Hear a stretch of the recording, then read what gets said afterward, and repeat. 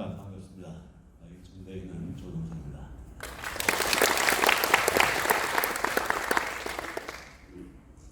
제가 눈이 나쁘진 않은데 제가 여기 창업이라고 이제 써 있잖아요. 저는 이걸 창조라고 읽었어요. 그래서 오늘 저는 강의를 창조를 주제로 해서 준비했는데 또 생각해 보면 제가 인천대에서 강의를 한 과목씩 하고 있습니다. 아마 우리나라 총장 중에서 강의 직접 하는 유일한 사람일 것 같은데 제가 가르치고 있는 과목의 제목이 창조적 창업이에요. 그래서 창조와 창업은 상당히 맥락이 연결되어 있고 그래서 제가 오늘 준비해온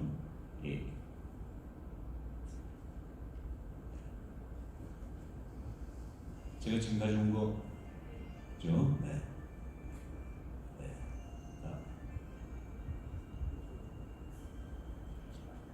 화면을 좀 정확히 띄워주시면 이거 아닌 것 같은데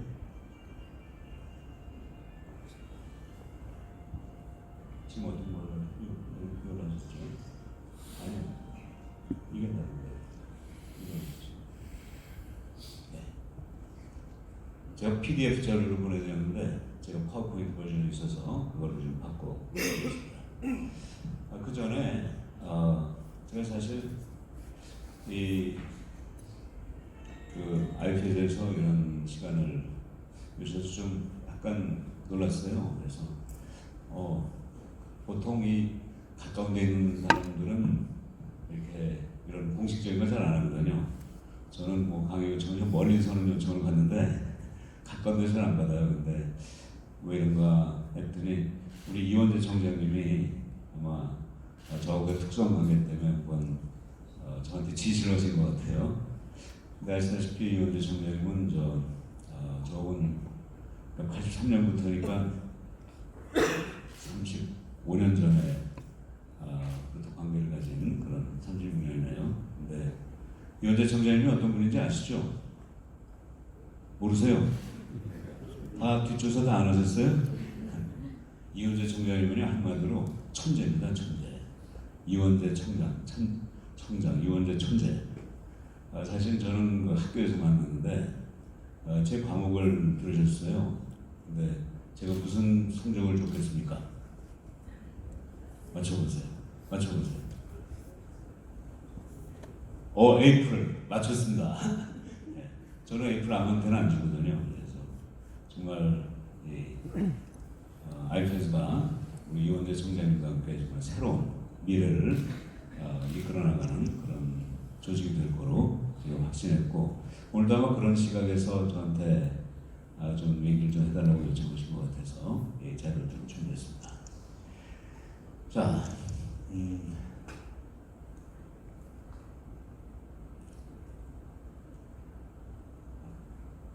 이게 아니고 이걸로 하는 거고요. 네. 그 아인슈타인이 이런 얘기를 했대요. 모든 아이들은 인간은 천재로 태어난다. 동의하시죠? 여러분 애기로 다 천재성이 다 있어요. 그런데 이 천재는 학교를 거치면서 표준화된 소식으로 다 바꿔요. 학교는 내가 소위 그 벽돌을 찍어내는 그 틀 있죠. 틀 같아가지고 이 아주 원석과 같은 보석과 같은 이 어린이들이 학교에 들어오면 이 틀에 맞지 않는 걸 다 잘라냅니다. 그 규격화된 육면체 벽돌로 만들어요. 벽돌이 있어야 이게 그 사회가 구성되니까. 뭐 우리가 후진국에서 개도국으로 중진국으로 발전할 때는 이런 그 표준화된 소식이 필요합니다. 그러나 우리가 이제 중진국에서 선진국으로 발전할 때는 벽돌장 가지고 선진국 되지는 않죠.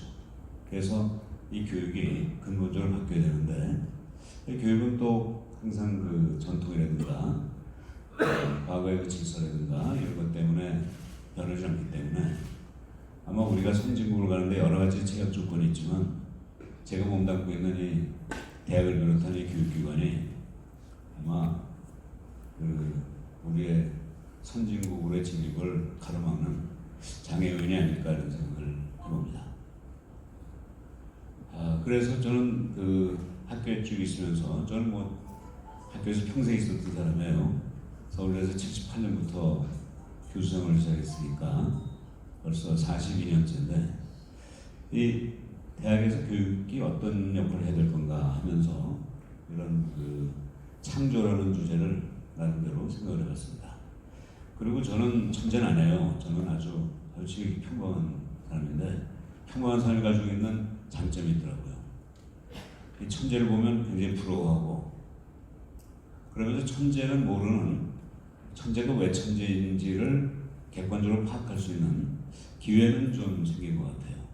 그러니까 천재는 아니지만 제가 좀 운이 좋아가지고 좀 좋은 학교 좀 다닌 것 같아요. 그러다 보니까 이 천재들을 많이 사귀게 됐는데 뭔가 남다른 게 있더라고요. 그래서 그걸 찾아보고 그거를 책으로 만들었습니다. 그 내용이 이런 거예요. 우선 여러분 다 천재인가요? 아닌가요?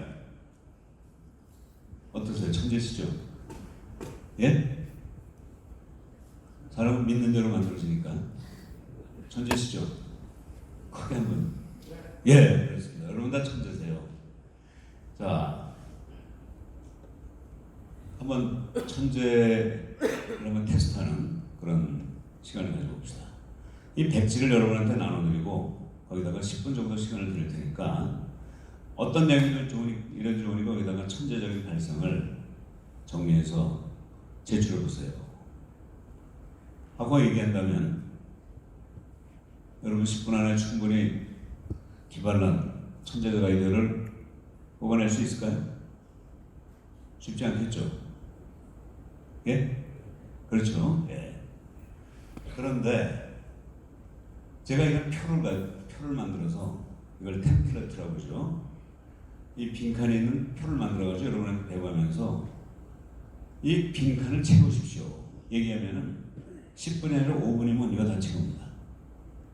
이 표는 뭐냐면 내가 부모로서, 자식으로서, 배우자로서, 친구로서, 그리고 직장인, 직업인으로서, 그리고 또 나 자신을 위해서 어떻게 좀 과거하고 다른 방법으로 좀 살아볼 수 없을까 하는 걸 이제 고민하는 거예요.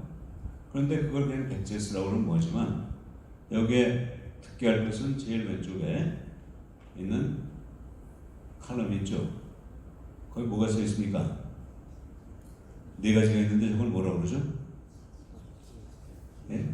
예, 그렇습니다. 사칙연산, 가감승제, 더하기 빼기 곱하기 나누기 이 네 가지의 요소예요.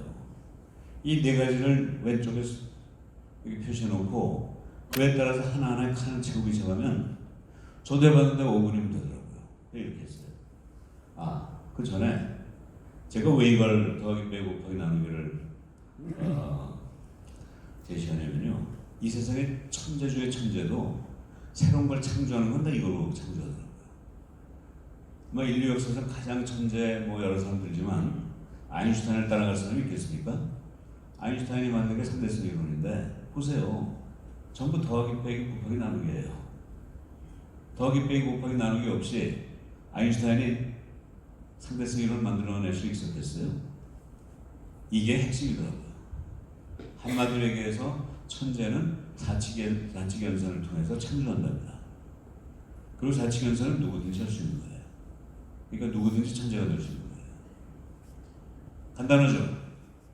여러분 오늘자도 다 천재가 되셨습니다. 제가 천재 인증서 발급해 드릴게요. 전혀 안 웃으시네요. 네. 맞아, 우리나라에서는 이 조크를 한 다음에 웃으셔야 됩니다. 그래야지 웃는다고 그러더라고요. 자, 그러니까 뉴턴, 아인슈타인 다 더하기 빼기 곱하기 나누기 아닙니까? 자, 이거 제가 만든 거예요. 보세요. 내가 부모로서 저는 아들들 딸 하나 있는데 더하기 뭐냐? 아니 용돈 10,000원 줄 거 20,000원 주는 거예요. 1시간 놀고 2시간 같이 놀아주면 과거에 안 하던 새로운 방식으로 우리 부모로서 자녀에게 되는 거 아니겠어요? 또 빼기는 애들 방 보고 화나죠? 안 그러세요? 화나죠? 화를 좀 참으면 되는 거예요. 그럼 그게 창조적인 인생입니다. 곱하기는 이제 이렇게 접촉하는 면이 다양한 게 되죠. 예, 그래서 3 곱하기 3 하면 3이라는 면을 3번 하는 거니까 저는 참 그 곱하기에서 가장 효과적인 방법이 우리 자녀하고 여행을 같이 다니는 거더라고요. 그리고 우리 둘째 아들하고 좀 서먹서먹했어요. 뭔가 이렇게 대화가 잘 안 돼요. 평생을. 그러다가 한 년 전에 북경에 좀 가게 될 게 있어서 같이 가겠더니 그랬더니 의외로 같이 가겠다는 거예요. 2박 3일을 둘이서 같이 갔었는데 애가 비행기 같이 타고 가고 같은 호텔에서 같은 방에서 트윈 침대에서 나란히 자고 아침 저녁 전에 같이 먹는 걸 사흘을 해봤어요. 근데 첫날은 서먹서먹하더라고요. 근데 두 번째 날이 되니까 말이 좀 이렇게 대화가 좀 슬슬 안 하던 대화가 시작되더니 세 번째 날이 되니까 완전히 친구가 되더라고요. 아마 여러분 혹시 자녀들하고 사이에 좀 뭔가 어색한 부분이 있으면 과감하게 휴가를 좀 내가지고 단 둘이서 여행 한번 다녀보세요. 그 다음에 나눌셈은 제가 좀 이따 설명하겠지만 어떤 나와 우리 아들 간의 공통점을 찾는 거예요. 공통점. 우리 아들하고 저하고의 관계, 물론 가족이라는 공통점도 있지만 우리가 지켜야 할 점이 아들을 아들로, 내 부속물로 보면 안 되죠. 아들을 성인으로 봐야 되는 거 아니겠습니까? 우리 집사람의 몸을 빠져나온 이후부터는 사실 성인이죠. 독립된 개체죠. 그걸 우리 부속물이라고 생각하다 보니까 거기서 이제 갈등이 일어나는 건데 성인으로 된다. 매사에 있어서 그 순간 우리 아들과 저 간에는 새로운 관계가 나오는 거죠. 이러면서 창조적인 인생이 만들어지지 않겠습니까? 우리 부모님하고도 더 자주 찾으려고 저희 어머님이 연세가 100세세요. 2달 전에 백수 연원하셨는데 네. 자, 좀 찾아가기 어렵지만 한 번에도 더 찾아가고 부모님이 싫어하는 행동하지 않는 게 백이고 지금은 여행 어렵지만 한 20년 전에는 한번 또 일본 모시고 한번 갔다 온 적이 있는데 여행이라는 게 굉장히 도움을 주더라고요. 또 부의자강이라는 그 상가모델 있죠. 이 아버지와 아들 간의 그러니까 부모와 자식 간의 관계 이게 바로 이 상가모델이라는 게 제가 일본 빨간 글씨로 표현했는데 나하고 다른 사람의 관계 간에 기본적으로 지켜야 할 수칙이더라고요. 그러니까 최소한도의 지켜야 할 도리죠. 참 2500년 전에 공자님이 정말 천재적으로 나눗셈에 의해서 인간관계를 요약 정리하신 게 이게 상가모델이더라고요. 그 다음에 배우자로서 더 자주 외식. 우리 집사람한테 물어봤더니요. 제일 맛있는 음식이 뭐냐고 그랬더니 자기가 안 하는 음식이 제일 맛있다고 그러는데 맞아요? 그래서 전 피곤하니까 집에 가서 식사하고 싶은데 제가 가기만 하면 우리 집사람은 저랑 같이 밖에 나가서 먹고 싶어하는 거예요. 그러니까 그 집사람 말을 들어주는 게 그게 창조적 삶이죠. TV 리모컨. 우린 옛날 사람들이기 때문에 집에 텔레비전이 하나밖에 없어요. 요새 사람들은 집 방마다 하나씩 있는 것 같은데 그러니까 밤낮 TV 리모컨 가지고 쟁탈전이 벌어지는데 깨끗하게 양보하면 가정의 평화가 이루어지더라고요. 뭐 등등 함께 여행하는 건 항상 좋고요. 부위, 처가, 친구로서, 직업인으로서 또 나를 위해서 제가 좀 식탐이 있습니다. 그래서 맛있는 음식을 좀 좋아해요. 근데 나이가 드니까 자꾸 절제하라고 그러는데 절제 안 하기로 했어요. 특히 제가 디저트를 좋아하거든요. 디저트 전 딴 사람 하나 먹을 때 좀 둘 먹습니다. 얼마나 인생이 즐겁습니까? 그게 창조적인 인생이고 뭐겠어요. 술, 담배 안 하는 게 백이고 책 읽는 게 상당히 저를 풍요롭게 만들어주더라고요. 전 그 곱하기에 의한 저의 창조적인 삶입니다. 공부하는 거. 공부는 뭐 기본 중에 기본이죠. 세계의 기본. 이런 식으로 하면 저 자신을 얼마든지 새롭게 창조적으로 살리더라고요. 같은 방식으로 저는 뭐 인천대를 세계 유일한 대학으로 만든다 하는 게 제가 여기 와서 4년 동안 제가 가지고 있는 목표고요. 그건 조금 이따도 설명드리겠습니다.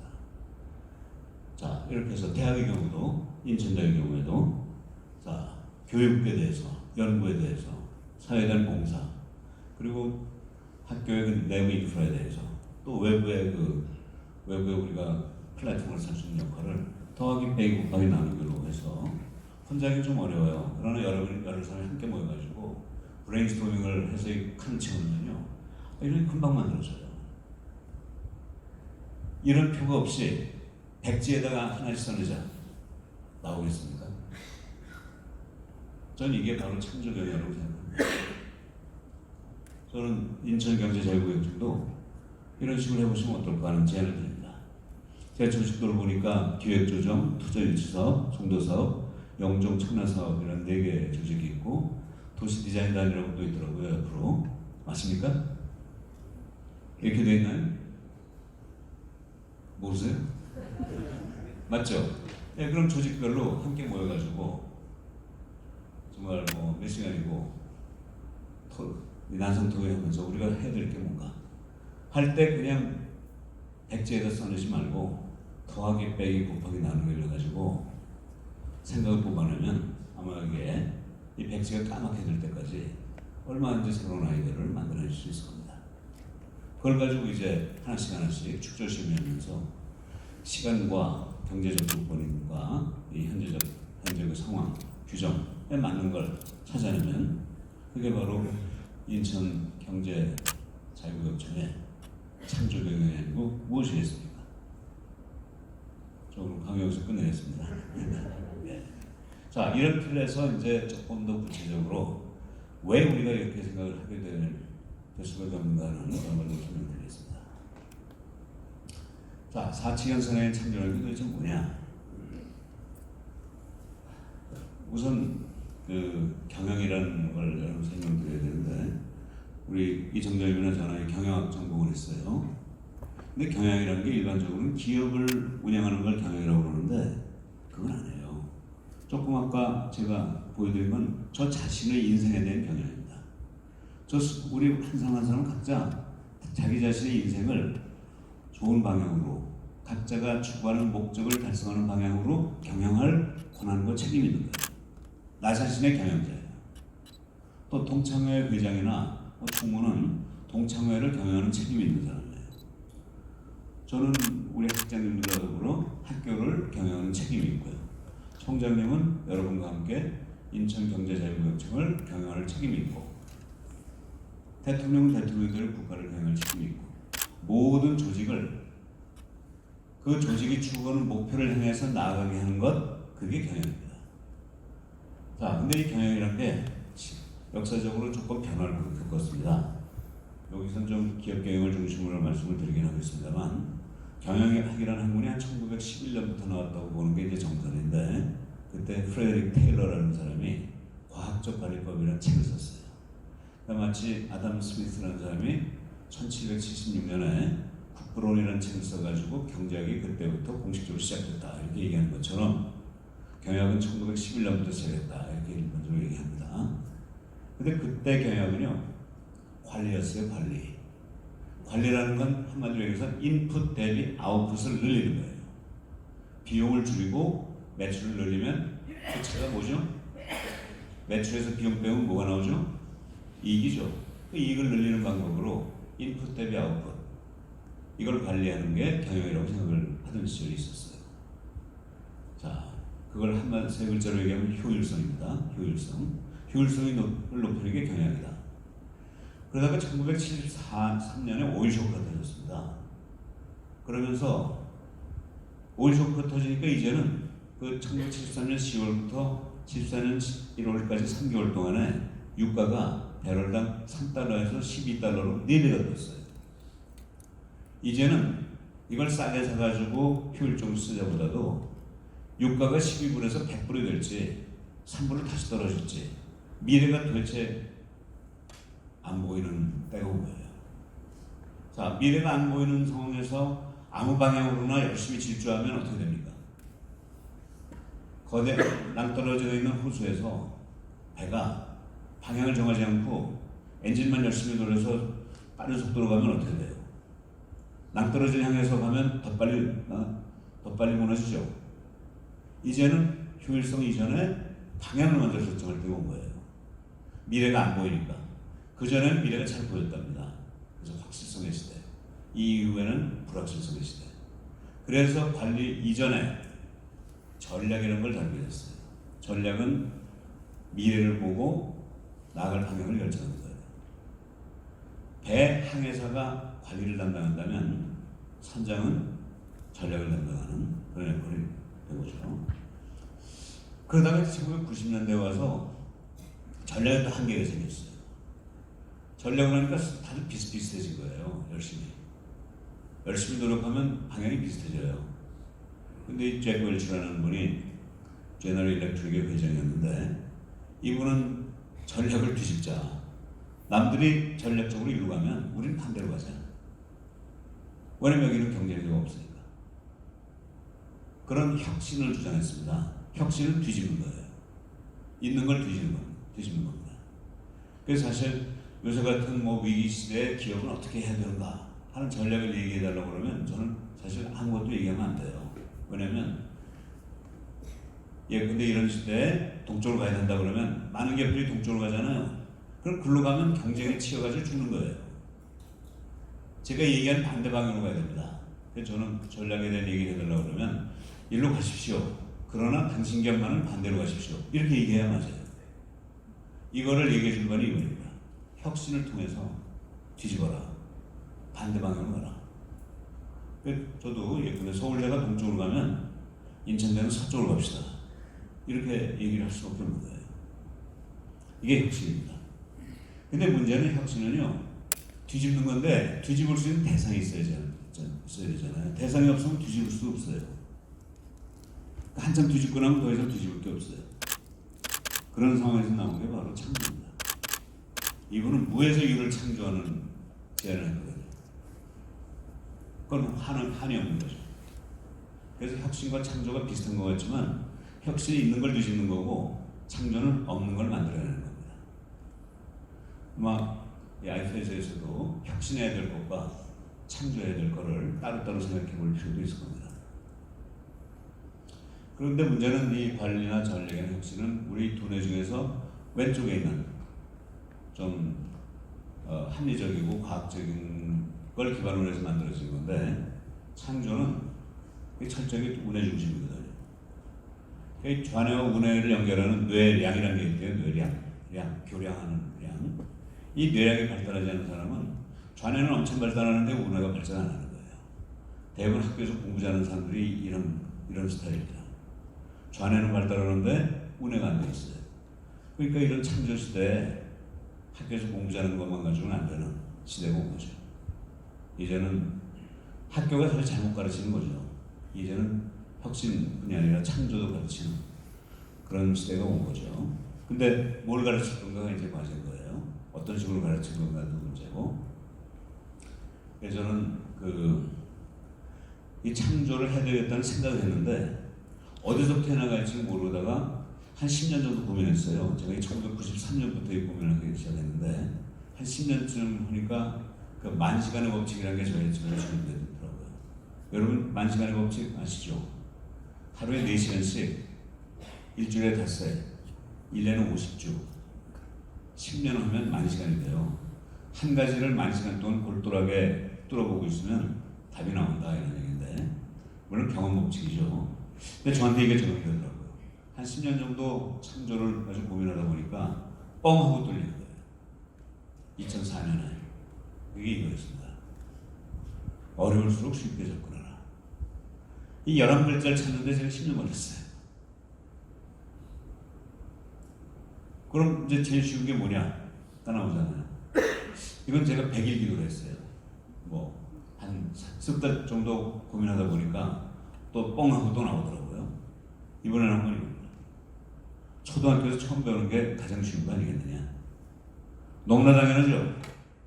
근데 이걸 찾아내는데 이게 10년씩 걸리고 100일씩 걸리더라고요. 맞는 얘기죠? 그 다음에 세 번째는 초등학교에서 처음 배우는 거. 이건 1분밖에 안 걸렸어요. 이게 뭐겠습니까? 사칙연산이죠. 이 세 공식을 합치면 창조는 사칙연산. 이렇게 나오지 않습니까? 너무나 당연한 얘기지만 콜럼버스의 계란새우기 같은 그런 얘기입니다. 저로서는 제법 공을 들여서 찾아낸 생각이에요. 그럼 도대체 구체적으로 뭐냐? 더하기는 똑같은 거 계속 반복하는 겁니다. 그렇죠? 빼기는 뭐겠어요? 빼기는 있는 걸 버리는 거예요. 우리가 가지고 있는 습관, 잘못된 습관, 이걸 과감하게 버리면 빼기에 의한 창조가 일어나죠. 곱하기는 좀 어렵지만 이 차원을 하나 추가하는 거예요. 그러니까 1차원이 2차원이 되고 2차원이 3차원이 되고 이렇게 축을 하나 더 세우는 거를 곱셈이라고 얘기할 수 있고, 나눗셈이 제일 까다로운데 아까도 잠깐 말씀드렸지만 나눗셈이라는 건요, 수학으로 치면 우리가 초등학교 때는 나눗셈을 배우지만 중학교로 들어가면 이게 인수분해가 됩니다. 인수분해. 12라는 숫자는 2 곱하기 2 곱하기 3, 18이라는 숫자는 2 곱하기 3 곱하기 3. 그럼 12와 18의 공통분모가 뭐예요? 뭐죠? 12하고 18의 공통을 가지고 있는 숫자, 소수, 소인수. 2하고 3의 6이죠. 보세요. 이거 이제 정리하면 천재입니다. 이거 금방금방 찾아내는 거예요. 근데 천재하고 일반 사람의 차이점이 하나 있어요. 양쪽 다 창조하기 위해서는 사칙연산을 쓰는데 천재가 조금 속도가 빠른 거예요. 근데 사실 이 12와 18의 공통점이 2와 3이 있어서 6이 소위 최대 공역수다. 천재는 2초에 찾아내고 일반 사람은 10초에 찾아내는데 그 8초가 대단한 건 사실 아닙니다. 그러니까 여러분이 이걸 빨리 안 찾아냈다고 해서 나는 틀렸다 이렇게 생각할 필요 없어요. 누구나 이 패턴만 계속 유지하면 다 가능한 겁니다. 자, 그래서 인수분해에서 공통점을 찾는 거예요. 아까 제가 말씀드렸던 공자님의 삼강오련, 이게 인간관계에 존재하는 최소한도의 이 공약수입니다. 자, 그걸 반복이나 결합이라고 얘기하고 더하기를, 빼기는 버린다 또는 파괴한다 이런 표현을 쓰죠. 곱하기는 통합이나 융합이라는 표현을 쓰고요. 그래서 나눗셈은 뭐라고 표현할까 하다가 득도 또는 통섭이라는 좀 잘 안 쓰는 우리가 아는 표현을 써봤습니다. 득도가 뭡니까? 득도가 누가 하는 거죠? 절에서 스님이 하는 게 득도죠? 맞습니까? 예. 자, 그럼 득도가 뭔가 보십시다. 이건 이제 더하기는 똑같은 걸 계속하는 거고요. 계속하다 보면 뭔가 창조가 일어나요. 자, 기업에서 기존 제품, 기존 시장을 다루다가 한번 혁신하니까 신제품, 기존 시장이 되잖아요. 또 한 번 하면 신제품, 신시장이 돼요. 그럼 처음 출발점에서 보면 창조가 일어나죠. 그 다음에 뺀다는 건 여기 이제 기존 시장, 신시장, 기존 제품, 신시장에서 기존 제품을 기존 시장에서 파는 걸 조금 바꾸는 건 개선이고요. 둘 중에 하나를 바꾸는 건 혁신입니다. 두 개를 동시에 바꾸는 건 창조인데, 빈칸을 만들어 놓으면 저절로 이게 만들어진다는 그런 뜻입니다. 이런 상태로 있으면 가만 놔두면 이게 창조가 일어납니다. 뺄셈의 그 아름다움입니다. 비워놓으면 채워져요. 채워지는 건 창조입니다. 자, 곱셈이란 건 뭐냐? 곱셈은 여기다 축을 하나 더 세우는 거죠. 자, 나눗셈이 중요한데, 이 제가 득도나 통섭이라고 얘기하는 이유가 있는데, 이 득도는 뭐냐면요, 아까 제가 여기에 통섭이라는 건 참, 통은 줄기고요, 섭은 잡는다입니다. 그러니까 줄기를 잡는다, 큰 줄기를 잡는다, 이게 통섭인데, 수학에서는 아까 말씀드린 것처럼 공통분모를 찾는 거고, 불교에서는 사실 스님이 득도한다는 게 뭐겠습니까? 인생의 그 무상함을 깨닫고 그 위로 올라가는 거 아니에요? 그 희로애락의 그런 거기에 구애받지 않는 그 위의 수준으로 올라가는 걸 득도라는 거 아니겠습니까? 자, 그럼 이 득도가 뭔가를 보면요, 보세요. A, B, C, D라는 네 사람이 있습니다. 네 사람이 다 고민이 많아요. 고생을 정말 인생을 어떻게 할 건가? 정말 서울에 있는 사람들은 한강에 갈까 이렇게 생각하는데 인천에 있는 분들은 어디 갈 거라고 얘기합니까? 이럴 때. 자, 이런 사람들이 꽤 있어요. 우리나라가 OECD 국가 중에서 자살률 1위라고 그런 거 아닙니까? 고민이 많으니까. 근데 이 한 사람 한 사람의 고민을 다 들여다보면 두 가지로 나뉩니다. 하나는 생로병사에 관련된 고민이고요. 또 하나는 그 사람이 가지고 있는 개인적인 특성, 부모, 자식이라든가 친구라든가 직업이라든가 이런 데서 나오는 고민이 있어요. 이 두 가지가 짬뽕이 돼가지고 풀 수가 없는 거예요. 그러니까 풀기 귀찮으니까 그냥 가자 이렇게 되는데, 자, 득도라는 게 뭐겠습니까? 바로 이 인생의 무상함, 생로병사 우리 모두가 다 겪는 거지 나만이 겪는 게 아니다 하는 걸 깨닫는 거 아니에요? 그래서 옛날에 성철 스님은 산은 산이고 물은 물이라고 얘기하셨고, 또 법정 스님은 무소유 모든 걸 버려라. 이게 득도의 그 방법이죠, 다들. 그래서 이 왼쪽 걸 해결하는 겁니다. 그래서 ABC 중에 한 분이 고승을 찾아가서 이 고민을 어떻게 할까요? 할 때 이 고승이 오른쪽 건 해결해 주지 못합니다. 왼쪽 건 해결해 줄 수 있어요. 그러면 왼쪽 것만 해결돼도 거기서 벗어나면 남는 거를 개인적으로 해결하는 건 가능해지거든요. 그 구태여 어디로 갈 필요가 없는 거죠. 이게 득도입니다. 그리고 이게 인생을 창조적으로 사는 방법이죠. 그러니까 스님은 이미 인생을 득도를 통해서 창조적으로 살고 계시는 거예요. 그걸 우리에게 나눠주십니다. 자, 그 다음에 또 이 경영에서 공통의 메커니즘을 찾는 것도 이제 그 나눗섬에 의한 창조라고 말씀드렸는데, 예컨대 기업이 있다고 칩시다. 뭐 우리나라에 지금 그 삼성전자라고 칩시다. 거기 부사장이 4명 있어요. A, B, C, D. 각각 생산, 마케팅, 인사, 재무를 담당하고 있어요. 근데 네 사람이 다 고민해요. 그냥 머리가 막 빠지고 참 단점이 안 합니다. 왜 그럴까요? 그 이유는 삼성전자라는 기업이 가지고 있는 독특한 문제점이 있어요. 독특한 문제점. 그 다음에 각자 가지고 있는 자기 역할에서의 문제점이 있습니다. 이 두 개가 섞여가지고 안 풀어지거든요. 그래서 이걸 해결하기 위해서 그 기업의 그 기획실에서, 구조본에서 이 문제는 우리가 해결해 줄 테니까 나만 좀 풀어라. 그러면 이 세상은 편해지지 않습니까? 이게 바로 그 나눗섬에 의해서 공통의 문제를 어느 한쪽에서 해결해주면 각자는 나머지만 가지고 하면 되니까 인생이 편해지는 거죠. 이것도 또한 기업의 창조경이라고 볼 수 있습니다. 한번 생각해 보세요. 지금 IT에서도 여러분 한 분 한 분이 다 고민이 많으세요. 할 일이 많고.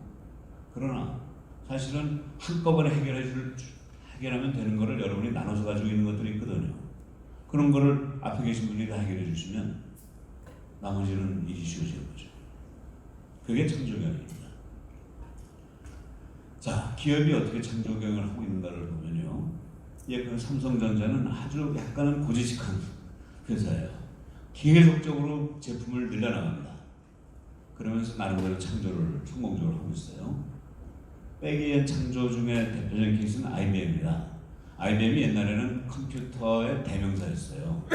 메인프레임, 이 집착하는 컴퓨터를 만들어냈는데 요새는 뭐 손바닥에 있는 모바일 폰이 더 기능이 좋은 시대가 왔으니까 컴퓨터가 깨끗하게 사라졌어요. 그거 붙들고 있지 않고 과감하게 버리고 엄청난 변신해서 지금은 IBM은 더 이상 뭘 만드는 회사가 아닙니다. IBM은 Problem Solution Provider. 이 세상의 모든 문제를 가져와라. 우리는 맥가이버가 돼가지고 문제를 풀어주겠다. 이게 IBM입니다. 옛날보다 더 커졌어요. 곱하기는 스워치입니다. 시계의 기능이 있고 그 다음에 그 액세서리로서 기능이 있는데 이거를 10가지의 시계 기능에 10가지의 액세서리 곱하면 100가지 제품이 나옵니다. 이게 스워치의 성공 비결이에요. 나눗섬은 아이케아입니다. 아이케아라는 가구점 있죠. 이게 전 세계 제일 큰 회사입니다. 어떻게 했느냐? 가구에 공통점이 있어요. 뭐냐면 이 가구는 모든 게 다 부품을 조립해서 만드는 겁니다. 자, 조립이라는 공통점을 회사가 맞지 않고 각자한테 넘겨버린 거예요. 그러니까 부품을 잘 결합해가지고 부품으로 파니까 가격이 싸지고 품질 관리가 쉬워지고 고객 만족이 일어나고 그거 하나 가지고 젠세상에 이제서 제일 큰 가구회사가 됐습니다.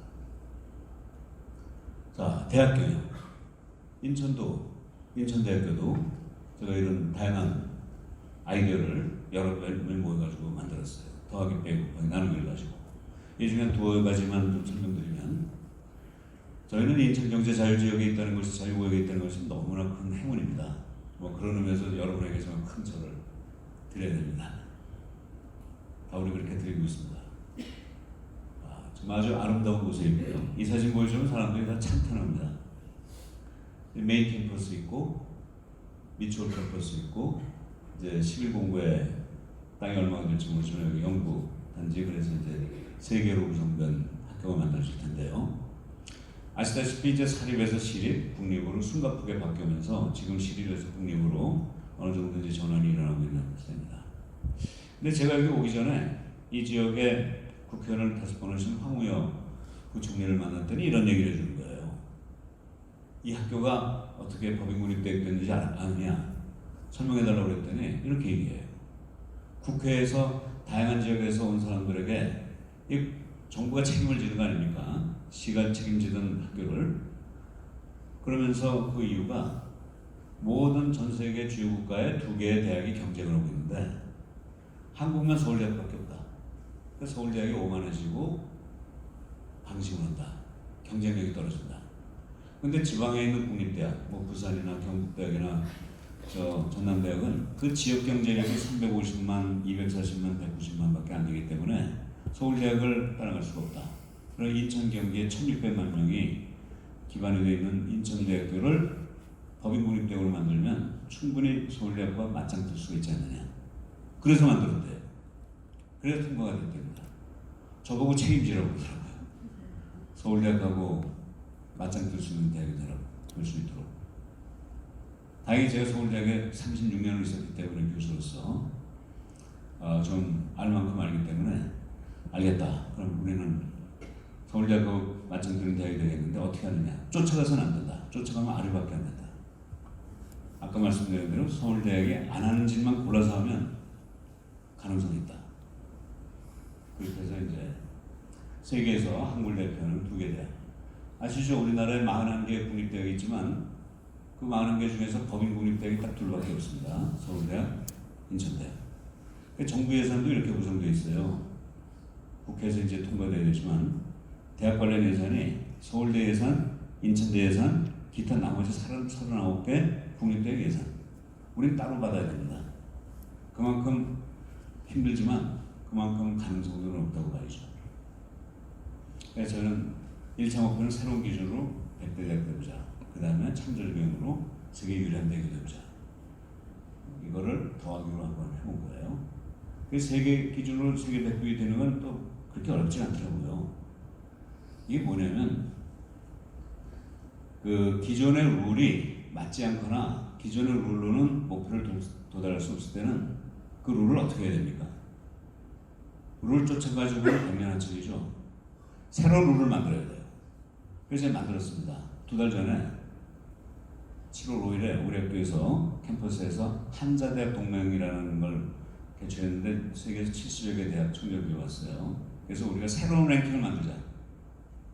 그래서 내년 5월에 그 한자대학 동맹이 미국에서 열리는데 여기에서 새로운 기준으로 세계 100대 대학을 만들자. 근데 새로운 기준은 뭐냐면 이겁니다.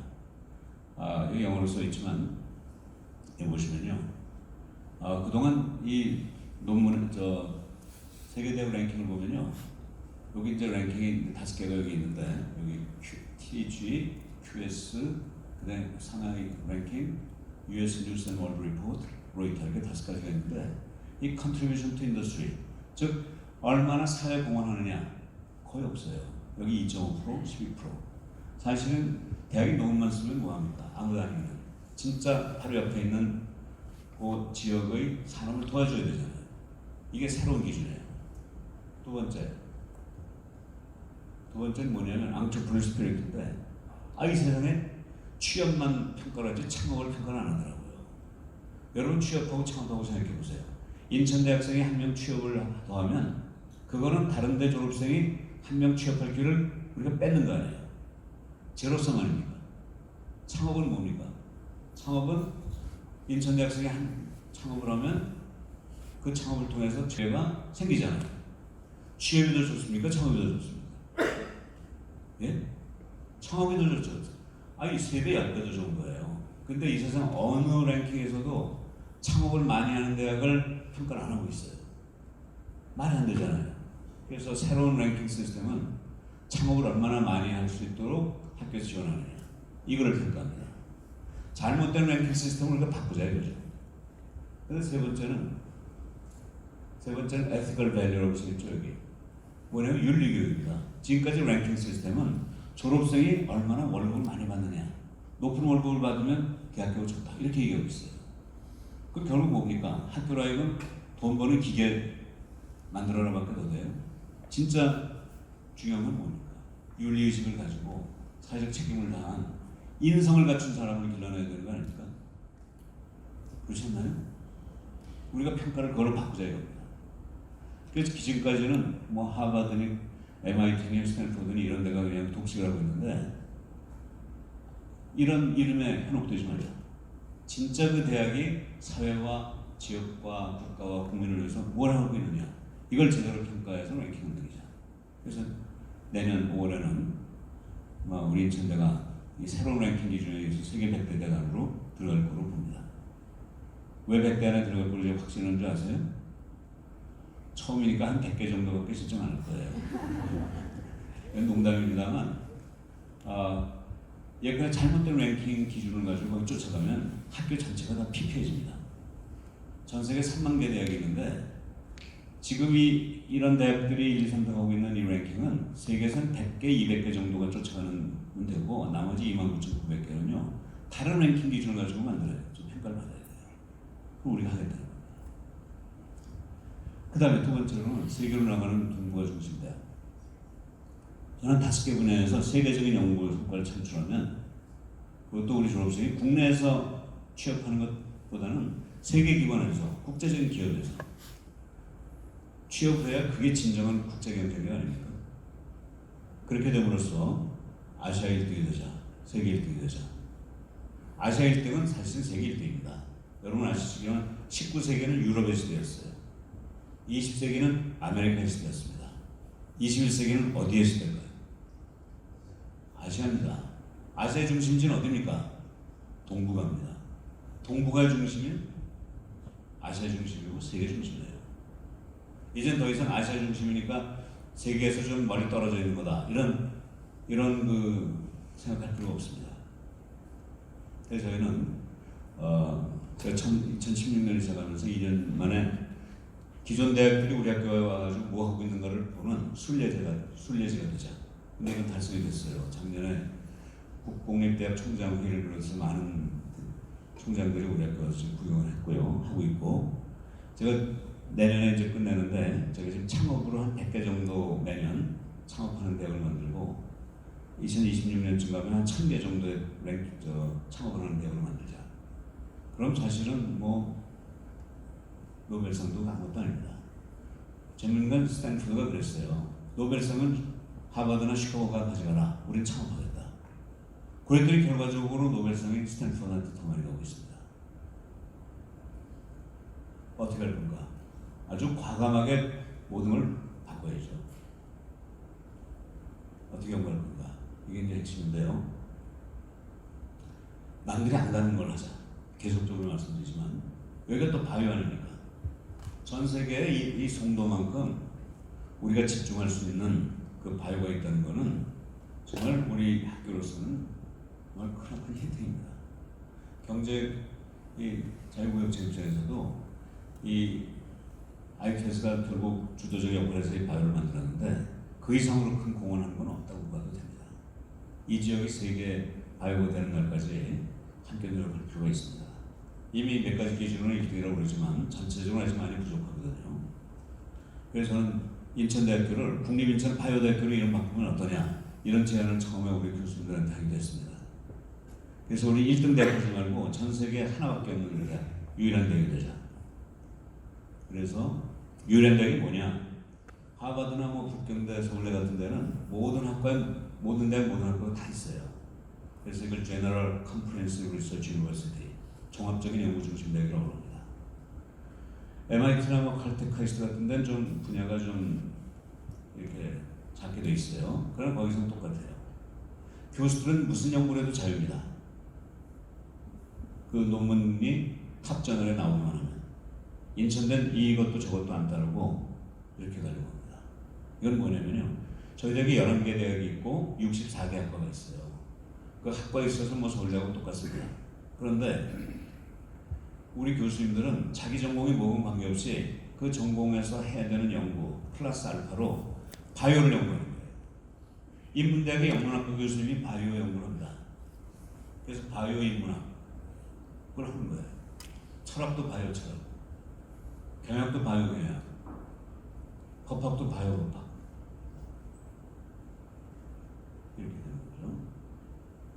이게 더하기 빼기는 곱하기하고 나누기인데, 그리고 자, 러시아 모든 분야에서 다 바이오를 하는 겁니다.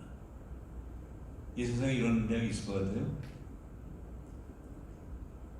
저희가 작년 11월 22일에 글로벌 바이오 컨버전스 포럼을 했는데, 여기서 뭘 했냐면 바이오를 전공하지 않는 교수님들이 바이오 논문을 써가지고 바이오 학자들로 구성된 청중에게 발표를 했어요. 30편의 논문이 나왔고요. 자, 지난 한 3주 전, 2주 전에는 바로 8월 22일이죠. 성도 컨벤션에서 두 번째 발표를 했는데 32편의 논문이 나왔습니다. 이 바이오 전공하는 분들이 그냥 너무나 신기하고 재밌어가지고 그냥 시간이 늦어지는지도 모르고 끝까지 다 들었어요. 자, 이게 인천대입니다. 그러니까 인문사역자들이 바이오를 연구하는 거예요. 일반적으로는 자연과학 하는 사람들이 인문학을 하는 건 쉽죠. 그러나 인문학이나 사회과학 하는 사람이 바이오를 하는 건 어려워요. 그래서 이걸 저는 이렇게 표현합니다. 상식에 반하는 역순에 의한 창조. 뭘 이렇게 결합을 할 때도 결합의 순서가 필요하잖아요. 근데 딱딱한 학문한 사람이 가벼운 학문은 쉬운데 그 반대는 어렵잖아요. 어렵기 때문에 딴 데서 안 하기 때문에, 그렇기 때문에 인천대학에서 하면 그거는 세계에서 유일한 대학이 된다, 이런 뜻입니다. 예, 그때 나온 논문입니다. 참고로 저도 여기에 같이 발표했어요. 저는 경영하는 사람이고 영문학과 교수 3명, 우리 4명이 바이오 기술의 과거와 현재 미래라는 논문을 발표했습니다. 다양한 논문이 나왔고요. 근데 바이오 하나만 가져갈 수는 없으니까 우리는 지금 한 6개 정도 주제를 정해서 교수님들이 이 중에 하나를 정해서, 그러니까 6개 클러스터가 생긴 거죠. 봉우리가 생긴 거죠. 그래서 바이오, 그다음에 통일로 통합. 통일로 통합은 뭐예요? 지금 우리가 남북으로 나눠져 있는데 남북이 통일되겠죠, 언젠가? 그럼 그 다음에 뭐가 일어날까요? 삶의 통합이 일어나겠죠. 헌법, 형법, 민법, 행정법 다 합쳐져야죠. 통합 합쳐져야죠. 초등학교 교과서 다 합쳐져야죠. 법정전염병 합쳐져야죠. 이 세상에 삼남만상이 다 합쳐져야 됩니다. 이거를 통일이 된다면 할까요? 지금 준비할까요? 지금 해야 되겠죠. 모든 학문을 통합 이슈가 다 있습니다. 특히 인천대는 휴전선에 가장 가까운 국립대예요. 그 우리가 안 하고 누가 하겠습니까? 그 시작했습니다. 그 다음에 스마트 시티, 스마트 에너지, 녹색 금융, 빅데이터, AI 이런 게 우리가 지금 선택해서 우리 500명의 교수들이 한 50명에서 한 100명 이렇게 모여가지고 이 하나하나 주제를 가지고 연구를 하면 그 중에서 1개, 2개만 세계적인 결과 나오면 그거 가지고 인천대는 세계에서 최고의 대학이 되는 거예요. 무엇을 추진할 건가? 이제 이건 교육인데요. 인천대 11개 단과대학이 있는데 잘 들여다보면 복잡해요. 뭔가 좀 이상한 것들이 꽤 있어요. 한번 봤더니 좀 학문의 공급, 그러니까 옛날부터 있던 학문에다가 이것만 가지고 취업이 안 되니까 교육부가 돈을 줘가지고 새로운 학문을 만들어내게 했어요. 이 사회 수요를 반영하는. 이게 전혀 다른 분야인데 이거를 짬뽕으로 합쳤거든요, 이렇게. 그러니까 고등학교 3학년 학생들 보면 이게 도대체 뭔지 알 수가 없어요. 그래서 이렇게 좀 나눈 이거를 같은 축에다 이렇게 넣지 말고 X축과 Y축을 나눠보면 그 내용이 명쾌하게 구분이 되잖아요. X축에는 주로 학문의 공급, Y축에는 사회 수요를 반영하는 학문. 그래서 학생들이 좌측 X축에서 하나, Y축에서 하나씩 다 듣고 졸업하면 두 가지를 다 갖춘 학생이 되지 않습니까? 이거를 같이 놓으니까 더하기로 놓으니까 복잡해지는데 곱하기로 바꾸면 경쟁이 보완이 되지 않습니까? 이것도 아주 간단하지만 하나의 창조가 되고 이게 우리가 공부하는 매트릭스 칼리지입니다. 이게 지금 한국에 널리 알려져가지고 인천대학 하면 매트릭스 칼리지라는 지금 이름이 붙을 정도로 널리 알려졌고 지금 많이 따라서 다른 대학이 하고 있습니다. 여기의 특징은 이거예요. 이 대학 교수가 학과를 설계하는 권한을 기업의 경영자한테 넘겨버린 겁니다. 그러니까 기업이 학교 캠퍼스에 직접 와서 학생들과 직접 만나서 교육을 시키는 이게 매트릭스 칼리지입니다. 이미 51개 그 기업체와 이런 게 생겼고요. 특히 대련 외대는 우리 학교에 와가지고 거기 교수들이 와서 한중 동시통역학과를 좀 만들어요. 그러면 외대도 동시통역학과가 있지만 우리는 어떤 동시통역사가 나오냐면 생물학 전공한 사람이 동시통역을 하면 생물학 분야에 특화된 한중 동시통역사가 나오고 법학을 전공한 학생이 이걸 하면 법에 특화된 동시통역사가 나오니까 훨씬 더 전문화된 동시통역사가 나오는 거죠. 여기서 에그리스 글로벌이라는 회사도 우리 학교에 와서 이제 이 프로그램을 짰는데 아주 재밌는 과목들을 이렇게 제안해가지고 이게 설계되고요. 이게 실제 요 과목들이 여기 보시면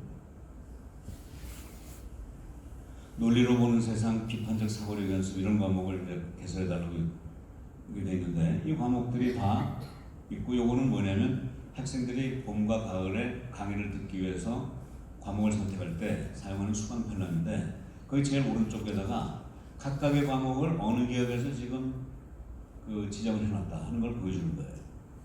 그 학생들은 과목을 선택할 때 내가 지금 들으려고 하는 과목이 어떤 기업이 원하는 건가를 알게 되고 교수님도 이거 강의할 때 이런 기업들이 내 과목을 지금 선호하는구나 알게 되는 거죠. 지금까지 구슬은 있었지만 목걸이로 꿰지 못했었는데 매트릭스 칼리지를 통해서 목걸이가 지금 완성된 거라고 볼 수 있겠습니다. 자, 우리는 세계 활로에서 400명에서 6,000명으로 외국인 학생 수를 늘리고 현재 55개국에서 와 있는데 193개로 우리 학생들이 온 나라를 늘리려고 합니다. 193이 무슨 숫자인지 아시죠? 유엔의 가입국가입니다. 그러니까 우리 유엔보다 더 많은 나라에서 오는 대학이 학생들이 오는 대학이 되겠다 하는 거고요. 그리고 이걸 위해서 지금 다양하게 저희가 학비를 5배로 올렸습니다. 우리 학생은 420만 원인데 외국에서 온 학생이 2,100만 원으로. 학생을 많이 오게 하려면 학비를 높여야 되겠죠? 아닌가요? 낮춰야 된다고 그러는데 우리는 또 반대로 올렸어요. 그러고 장학금을 많이 주면 되지 않습니까? 돈 많이 낼 수 있는 사람은 받고 경제적으로 어려운 사람은 장학금을 다 주고 그러면 더 좋은 대학이 되잖아요. 자, 여러 가지 다양한 게 있는데요.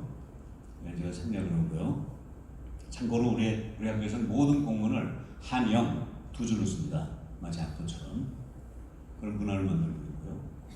지금 한국어학원이 있는데 이게 다 더하기 빼기 곱하기 나누기 위해서 나온 거고 한국어학원은 지금 1년 반 전에 학생이 123명밖에 없다가 지금 2,100명으로 16배가 늘어났어요.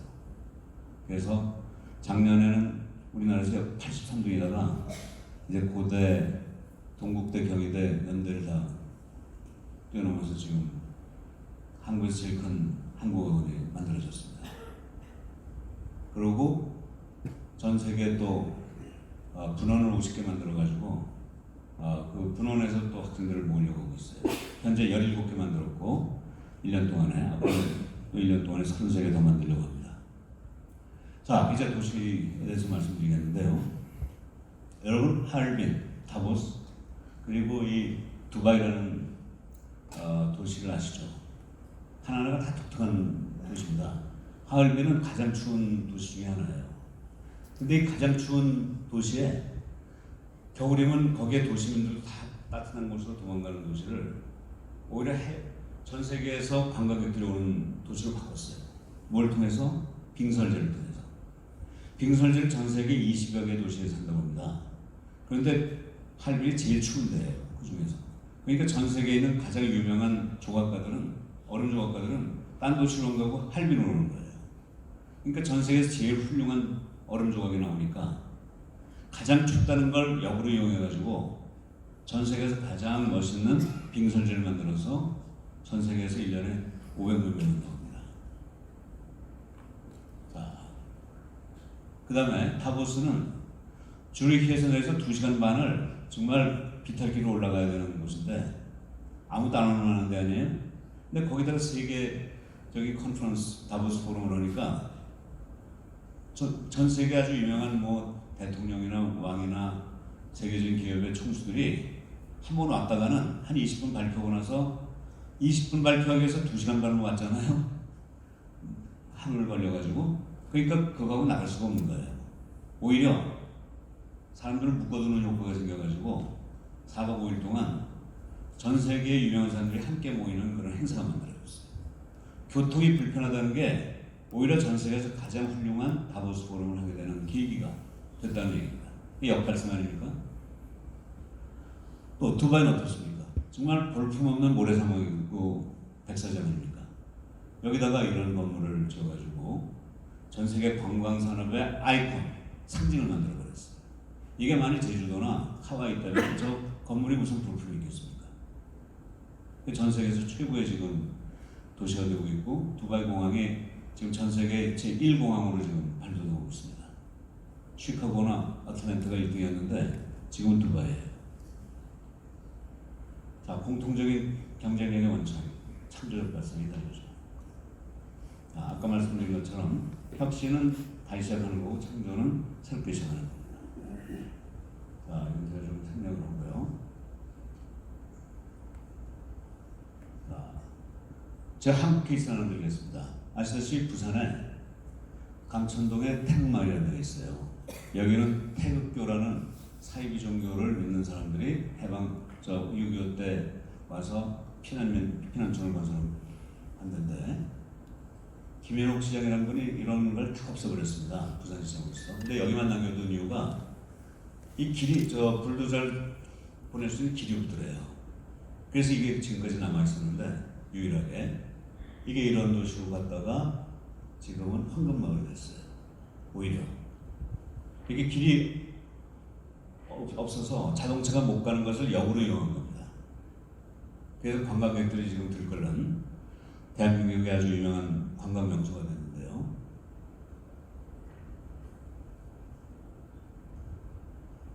자, 보시면 어떻게 가능했느냐. 우선 더하기로는 그 NGO와 지역 주민들이 함께 참여했고 또 관광과 예술을 통합하는 곱하기가 있었고 불필요한 장소, 교통수단을 없앴다는 마이너스 빼기가 있었고 그 다음에 재정자원, 인적자원을 추구하는 덧셈이 있었고 그리고 다른 도시와 다른 차별화, 핵심 역량을 확보했다. 더하기 빼기 곱하기 나눔을 통해서 이게 만들어졌다는 얘기죠. 제가 25분까지 끝내달라는 요청이 있어가지고 지금 24분입니다. 자, 저는 이 표를 통해서 여러분이 함께 머리를 맞대고 인천경제자유구역청의 창조경영을 여러분이 스스로 만들어 나가시길 기대합니다. 그래서 인천경제자유구역청하고 인천대가 함께 손을 잡고 창조경영을 통해서 이 인천을 미래도시로 새로 창조할 수 있기를 제안드립니다. 고맙습니다.